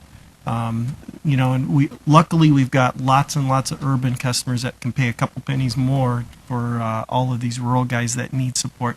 And I think it makes the network much more valuable for everyone. I think what Ron is referring to is the Federal Universal Service Fund user fee that is attached to telecommunications service, interstate telecommunications services. They'll show up on your wireless bill. They'll show up on your home telephone bill. It's a program that has grown substantially. In 1997, when the fund was set up, it was about all told, about a maybe a $4 billion fund. Today, it's well over $8 billion. The amount of that goes to small rural telephone companies per se is about $2 billion. So it's about maybe 25%. Other programs that are supported by this are low-income programs, the schools and libraries program, rural health care programs. They support a lot of programs that have grown substantially faster than the small telephone company support mechanism. The small telephone company support mechanism today is not really that much bigger than it was 15 years ago. All of the other programs have grown substantially. But I completely agree with Ron that the user fee that we see it's too big. This program has grown a lot, and the collection mechanism is broken. It is completely broken, and the Commission should have addressed this years ago. And it's amazing that they've come up with yet more complicated rules for distribution, and they refuse to address the collection mechanism. Further question from the audience? Let me ask you a question. There seems to be two kinds of broadband gaps in this country. One is the rural broadband gap that we've discussed, and the other is the urban broadband gap. That's the one that has, I think, traditionally been discussed, or has, I think, gotten more attention in the media over the past few years. You look at robust broadband access, less than 2% of our urban residents can't get robust broadband access, whereas it seems that more than 25% of rural residents don't have access. How do these two gaps differ in the potential that future investment will narrow them? Well, one thing to keep in mind is, like I said, in an urban environment, typically you're served by either fiber or very short copper loops. You know, the short copper loops, you can get reasonably high broadband speeds. When you get into the urban areas, a lot of those networks are designed around 18,000 feet or 3.5 miles or sometimes longer. At 3.5 miles, you can get about 1 meg. As you know, the national standard now, they've set it 4 meg down and 1 meg up, which means that it's probably about 2.5 miles or so of copper. Most areas, that's how far you can be from your electronics. Most areas, it's a lot longer than that, and it's very expensive to push those electronics closer and closer to the customer. That means you got to run fiber out to those electronics, shorten that copper loop, and then you got to buy all those more electronics, more power, more maintenance, and those kinds of things. So it's going to take money and take a fair amount of investment to make that gap smaller. We've also talked a lot about population density today in rural areas, but we really haven't talked about the geographic barriers that a lot of the telecommunications companies face. And I know Larry does a lot with that, with engineering background, and knows some of the challenges to actually getting out some of this technology to these homes and to these last mile, areas. It can be very challenging, from desert areas to mountain areas. One of our favorite folks is Hardy in West Virginia, who told us about a bear actually eating through one of their lines. There's things you don't think about in urban areas that can really affect your service and can affect the quality of your service as well. And there's a lot of geographic barriers that come into play here as well. So something else to think about. I think one of the challenges also, it's not so much a technological challenge as a business model challenge. Not only do some technologies work better in urban areas than rural areas and vice versa, but some business models, in urban areas where you have a lot of demand and a lot of competition, that's one set of business models. In rural areas, really where you need more cooperation than competition, particularly we've seen some really interesting advancements with open source, essentially, business models where rural residents cooperate with one another to build out their own networks. And again, I think this goes back to, how do we support this level of experimentation? When it was a matter of just providing some funds to a telephone company to subsidize them running more wires, it was one thing. When it comes down to, how do you subsidize rural residents to come up with more efficient and high-impact approaches to building and maintaining their networks, it's a totally different kind of question. Yeah, back in the 30s, when a lot of these farming networks were put together, they were running telephone lines on their barbed wire fences and stuff to get service. But nowadays it requires fiber optic cables, for the most part, to be able to get those kinds of services out. And like Elizabeth mentioned, when you put those kinds of facilities in, it'll run anywhere from $10,000 a mile to $30,000 or sometimes more per mile just to construct that fiber optic cable. Most of that is just in the labor to move the dirt, or to hang it on the pole. So it's very expensive for a user to be able to, experiment and to provide $30,000 per mile. And it varies a lot from geography to geography. Sometimes you get into places where there's lava flows and rock saws are required, or there's protected weeds or protected salmon in the stream or things like that. All of those things go to drive up the cost. And it is getting more expensive with time. Not only labor rates going up, environmental issues and things like that are also getting more difficult with time. I just want to point out that, because I talked about learning and the urban-rural interchange of knowledge, there is a huge amount of ingenuity and creativity out in our rural communities. And I think that if we don't tap into that creativity and the ingenuity to solve this problem, shame on us.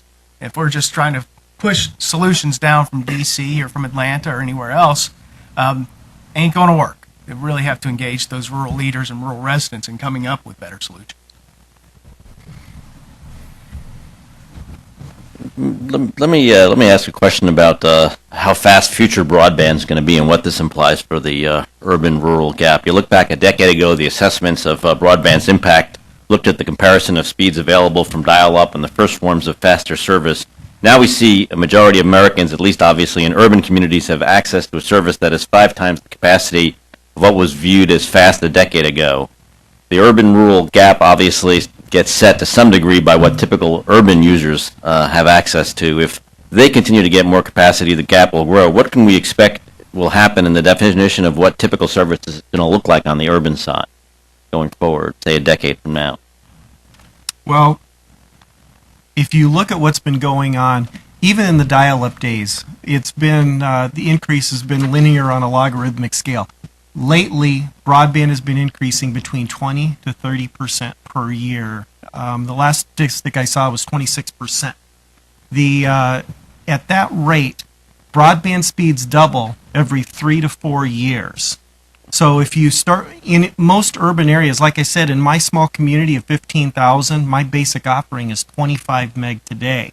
But there's reasonable priced services from 2 different providers in my community that you can get 75 to 100 meg services at a reasonable price from 2 different providers in my small community. Just to kind of show you where, and I think most urban areas would be comparable. I would say that if by 2020, if you don't have 100 meg, you're probably considerably behind. If you look at like what Google is doing in Kansas City, I mean, they're going after 1 gig. So whatever you think the speed is going to be, I think whatever your guess is probably going to be too low because it increases even faster than a lot of the experts believe it's going to increase. Then you sit down and say, well, what on earth do we need 100 meg for? It's hard to sit down and analyze that. But part of the problem is a lot of the stuff that drive the bandwidth haven't even been invented yet. And if you wait, especially in these rural communities, to deploy your network when the technology is invented, or it comes back to, do you build the bridge? When do you build the bridge? The fact is, if you wait until you see the demand, you're too late, because most of the time building these networks is a multi-year, often a 10 or 15 or 20-year process for these companies to do, because it's so capital intensive. If you wait for the application, you're already too late. Yeah, I think this goes back to the question of wired versus wireless. And although we definitely see EVO and 4G and et cetera squeezing a lot more bandwidth out of our wireless spectrum, and particularly in rural areas where you have more white space, there's a lot of opportunities for that. But the bottom line is that fiber is always going to have more capacity and more flexibility as far as cost. You're switching out the electronics to get additional lambdas out of your fiber. So those places that don't have fiber to the premises are going to be at a disadvantage when it comes to this gap on speed, because the places that have it are going to be able to jump forward faster and faster, where if you're depending on wireless, it's going to be, your advance in bandwidth is going to be slower.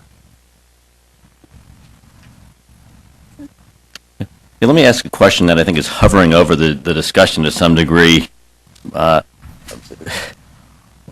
think over the past 50 years, I think we've seen that the potential for various problems to be solved changes because technology adapts, and they're sort of game-changing technologies that no one expects. And obviously, the broadband and the internet are themselves examples of how technology has opened up possibilities that no one could have really anticipated 2 generations ago, even a generation ago.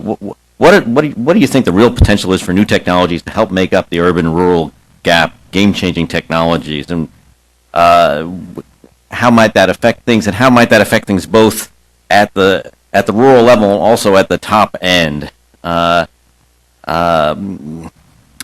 what are the technology issues or constraints that would keep some sort of a technological solution from being feasible? So Kenneth, this I think goes to the core of my concern about rural areas, is because they do have, in some ways, a different solution set, a different set of problems that they have to solve than urban areas.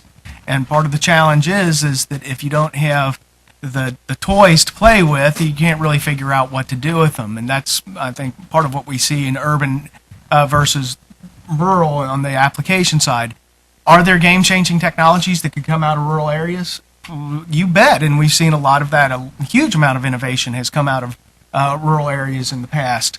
But again, if you don't have the capacity to play with, to experiment, and equally important is if you don't have the the kind of the technological and the knowledge components that you need for that, it's just going to be slow to emerge, and that's putting the U.S. economy at a disadvantage on the global stage.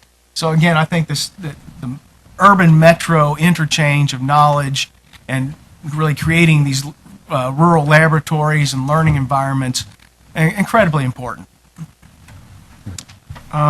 As far as innovations that we could potentially see on the horizon, that's going to be a game changer.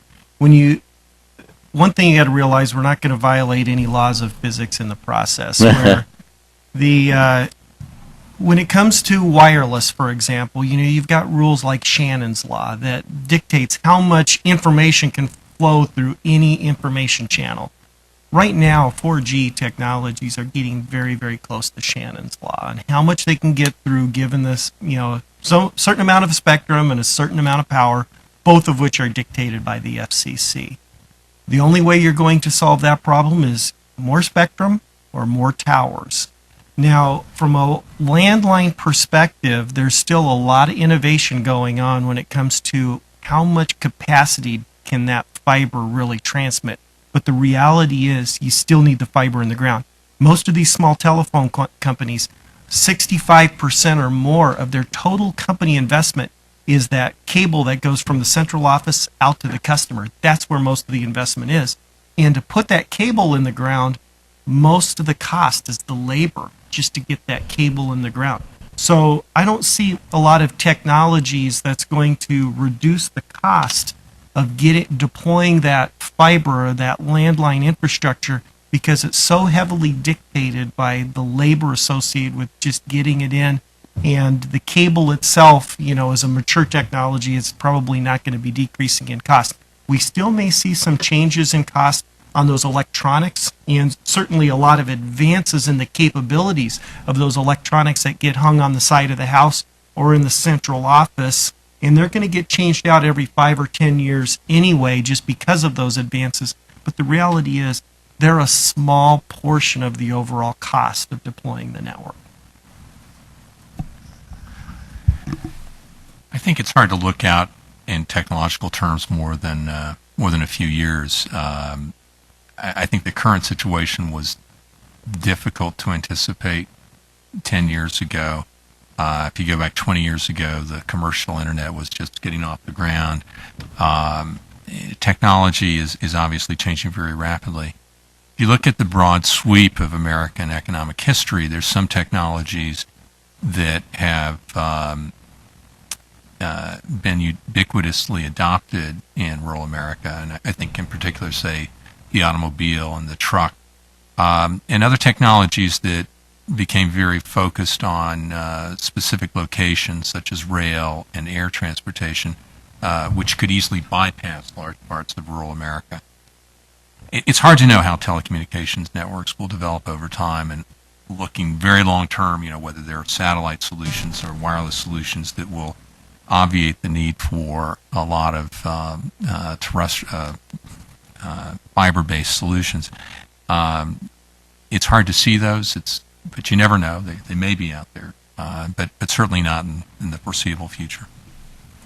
I was just thinking if everyone in this room had invested in Apple not so long ago, we'd all be much wealthier. And that really wasn't that long ago, as we were saying. So, it's really hard to say, but I think the fear is whatever that next big thing is, 4 megabits is not going to be even remotely enough to handle it. And it's, a bare minimum that it's just unacceptable, frankly. And talking about rural communities and what they need to move forward and what they need to survive, at this point, there's no way that's going to help us through that next step, whatever it may be.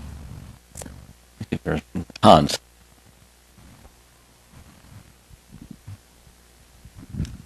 So in preparing the paper, one of the thoughts that emerged in the back of my mind, which I heard some confirmation of this panel, was the frustrating problem of when you have a dual, just a classification of the world is either urban or rural, and that's only one metric you have. And what we saw in those density graphs was just you know, a one little line doesn't really capture it. And another area where I've done work, the healthcare sector, there's the notion not only just, you know, there's urban, rural, and there's frontier, and that a lot of this is not so much, or a big part of the gap and the big part of the challenge is less to do with small towns and with even more remote things that you might call frontier, and that if only the data people would be more nuanced in how they presented things, we would have a better understanding of what's going on. So that was sort of the sense that was building up in my mind, and I heard some confirmation that in the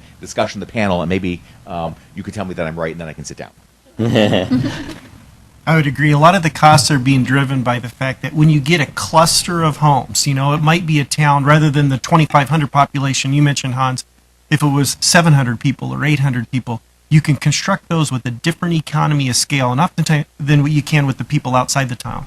Oftentimes, when I talk about urban versus rural or town versus rural, the town is that cluster that's around the central office of that telephone company. The rural guys are the people that live outside. It's the farmers and those people that you have to go a fair amount of distance to be able to get to serve. But you're right, Hans. Everybody's got their own set of definitions, and the economics are different for each. Well, and going back to kind of Kenneth's question about innovation, you know, you can just take a few areas that, you know, we don't know exactly what the technologies are, but they're coming. Big data, robotics, simulations.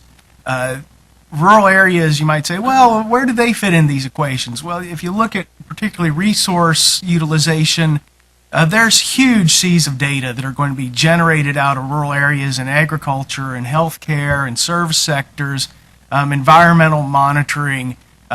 So this is, you know, kind of one set of technologies. Robotics, just make a little humble prediction, is that in 10 years it won't be all that unusual to see a robot trundling down the street.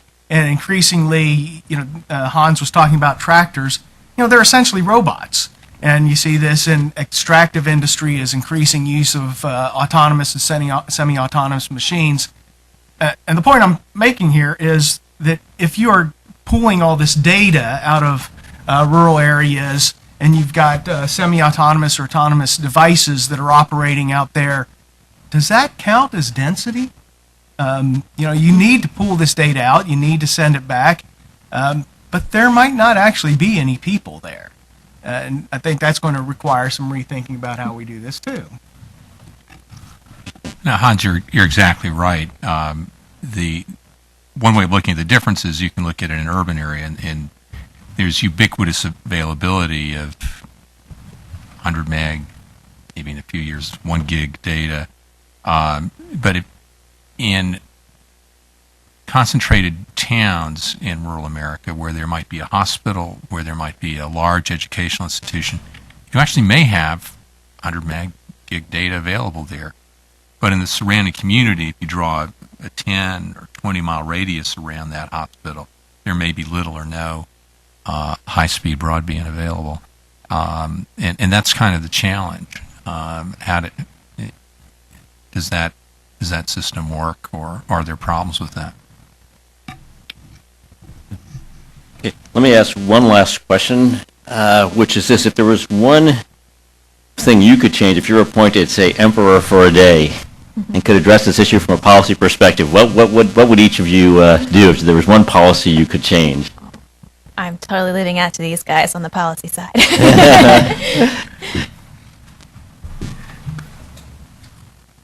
Larry, do you want to go first? Go ahead, Harold. Ken, there's just so much I would change. I don't even know where to begin. We only have a few minutes left for that question. Yeah, exactly.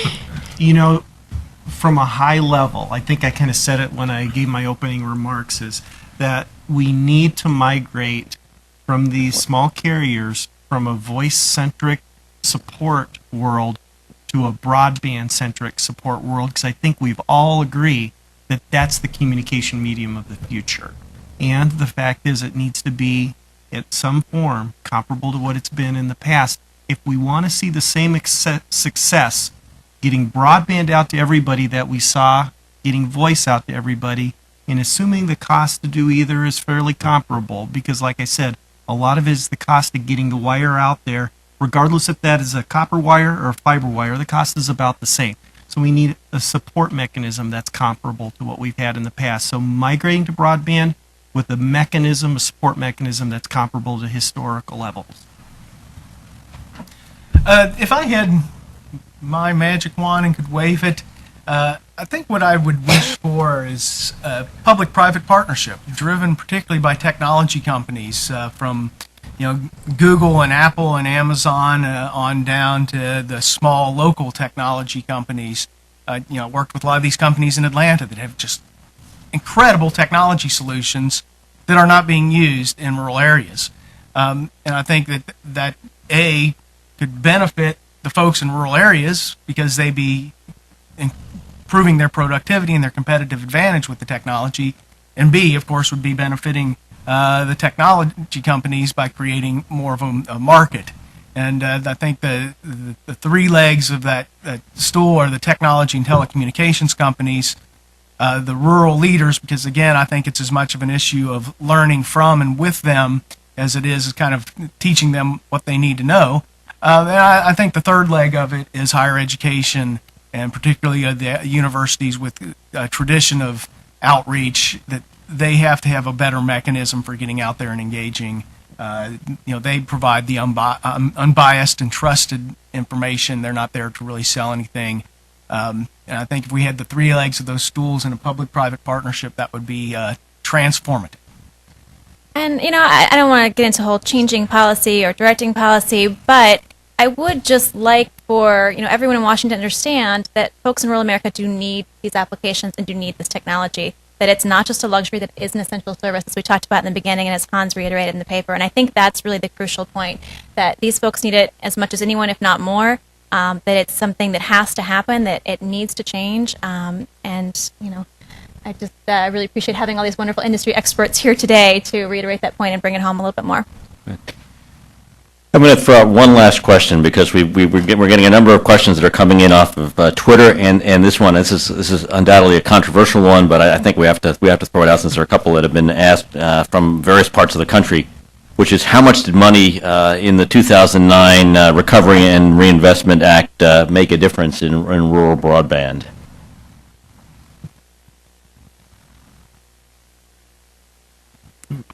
Silence. That's a tough question. Well, there was $7.2 billion that were allocated to telecom-related projects. As far as the breakdown, it would be more than half of. I've never seen a breakdown of how much of that went into the urban areas versus the rural areas, but I would imagine it was more than half, just based on how much that was allocated to RUS, which was strictly, based on, they got $2.5 billion of it. How much they went, which was strictly rural related, and then NTIA was a combination. So I would say probably half or a little better of the $7.2 billion went into rural areas. I don't know, Harold, have you seen any statistics like that?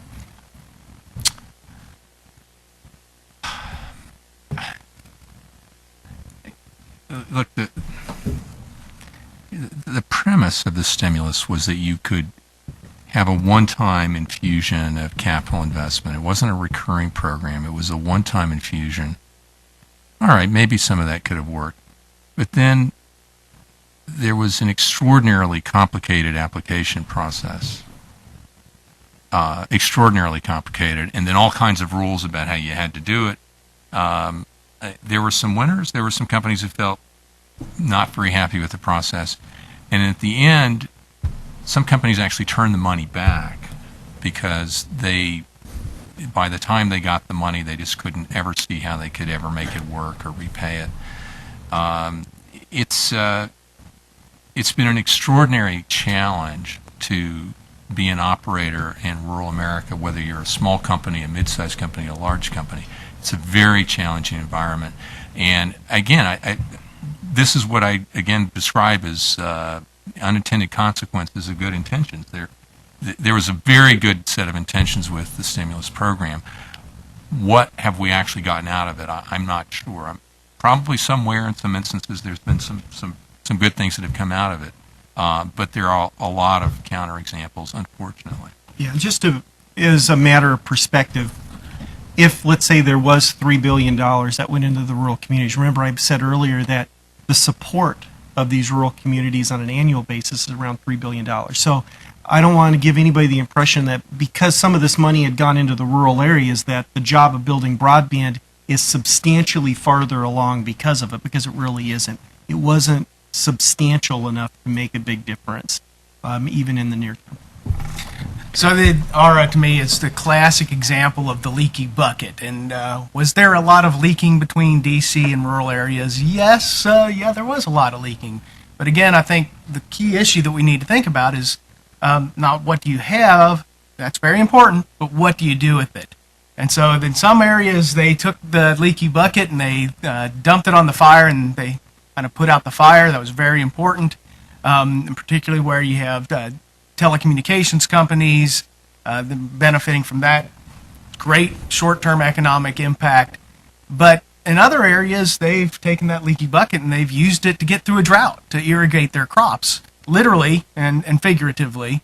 And the point I'm making here is that it's not so much the money that was spent on the broadband networks in the short term, it was how you harvest from that, what do you grow from it, and what do you take away from it. Some areas, they're going to have really super nice broadband networks and they're not going to do squat with them. Other areas, they are going to have moderately nice networks and they're going to do amazing things with it. And I think our challenge going forward is to figure out how to help rural communities do amazing things with this technology rather than just to get it. Well, I want to thank everyone on behalf of Hudson Institute and our partners at the Foundation for Rural Service. This has really been an extraordinary discussion this morning. I want to thank our panelists, Larry Thompson, Greg Lauderman, Harold Prescott-Roth, and Elizabeth Crocker. I also want to thank the communications team here at Hudson for all the work that went into this, and also the communications team at FRS, and also the great folks at C-SPAN for carrying today's event. Thank you very much.